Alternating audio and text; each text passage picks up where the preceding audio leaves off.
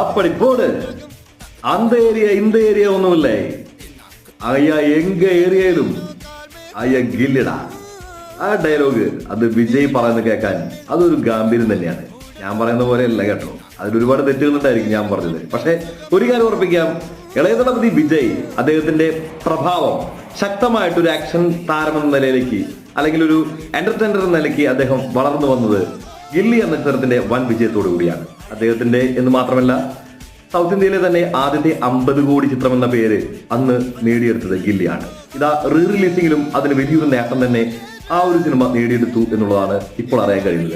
50 ദിനങ്ങൾ പിന്നിട്ട് കഴിഞ്ഞ ചിത്രത്തിന് ഇതുവരെ നേടിയെടുത്തിരിക്കുന്ന കളക്ഷൻ എന്ന് പറയുന്നത് 27 കോടിക്കടുത്തുള്ള ഒരു തുകയാണ്. 27 കോടി എന്ന് പറഞ്ഞാൽ അത്ര നിസ്സാരമല്ല. കാരണം ഇത് 2ാം വരവാണ്, റീ റിലീസാണ്. അങ്ങനെ റീ റിലീസിംഗിന്റെ ഒരു ചാകര തന്നെ തമിഴ് ഇൻഡസ്ട്രി തുടങ്ങിയപ്പോൾ ഇതാ മലയാളത്തിലും വരികയാണ് അത്തരത്തിലുള്ള ഒരു ട്രെൻഡ്.